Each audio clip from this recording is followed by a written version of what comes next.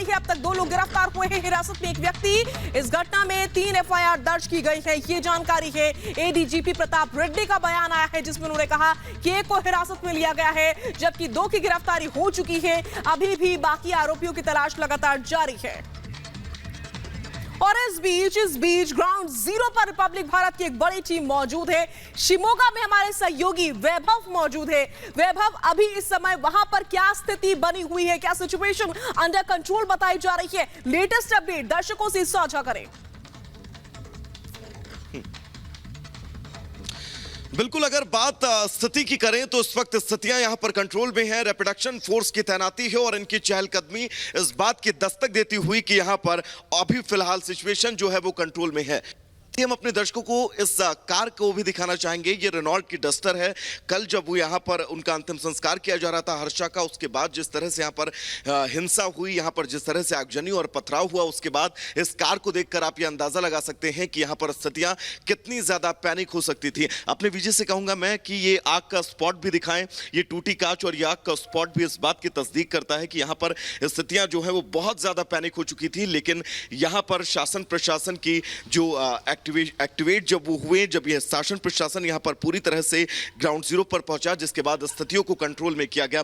Rapid action force की तैनाती हमारे ठीक ये बाईं तरफ हर्ष के घर से हम तकरीबन 100 मीटर पहले हैं और इन 100 मीटर में हम इन तस्वीरों के जरिए अपने दर्शकों को यह समझाने की कोशिश करेंगे कि यहां पर जो तैनाती है, किस तरह से यहाँ पर जो चुनौतियां थी, कैसे उन चुनौतियों को टैकल किया गया, क्योंकि माहौल जो है वो पूरी तरह से बिगड़ा हुआ था। उस माहौल को अब कैसे टैकल किया गया है और ये वो तस्वीर जहां पर हर्ष को श्रद्धांजलि दी गई है, हर्षा को श्रद्धांजलि दी गई है और श्रद्धांजलि के तहत ये फोटो जो है वो हर्षा की लगाई गई है। हम आपको आगे ले चलेंगे जहां पर हर्षा का घर है और हर्षा के परिवार वाले, उनके पड़ोसी, तमाम लोगों से हम बात भी करने की कोशिश करेंगे और ये जानने की कोशिश करेंगे कि आखिर हर्षा जो है वो क्या किसी से उसका झगड़ा था, क्या किसी से उसका विवाद था, या फिर किस वजह के चलते उसकी जो है वो निर्मम तरीके से हत्या कर दी गई।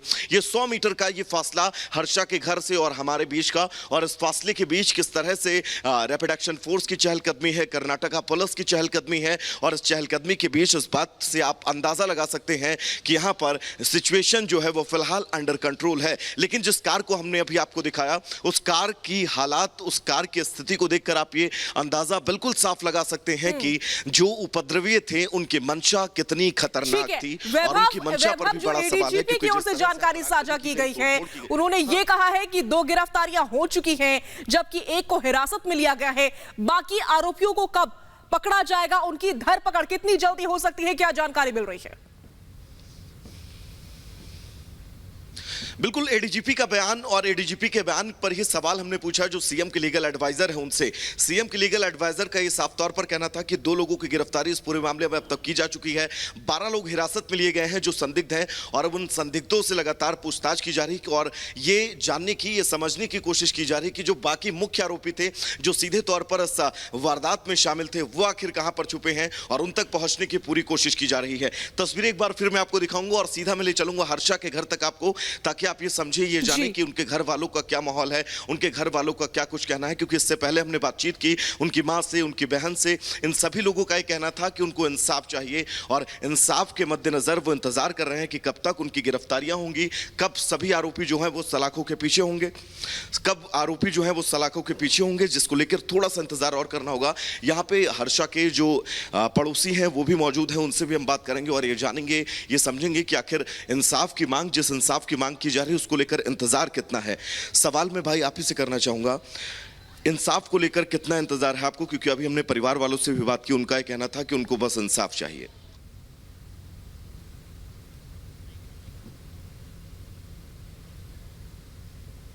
क्योंकि सरकार की कार्रवाई अब तक जो इस पूरे मामले में की है, सरकार की जो कार्रवाई हुई है उनसे पता चलता है कि कुछ लोगों का अरेस्ट भी हुआ।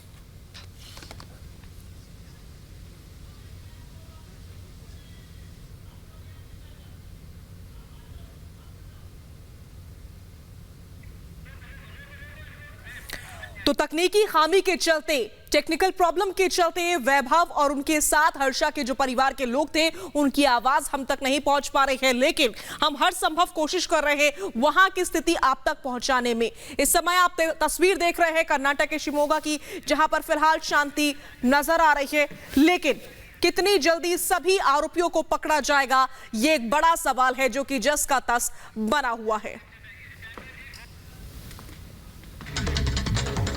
तो हर्षा के कौन कातिल है, इसका पता लगाने के लिए लगातार पुलिस प्रशासन जो है वो इस समय अलर्ट मोड पर है। लेकिन इसी बीच हर्षा को विदाई दी गई, श्रद्धांजलि अर्पित की गई।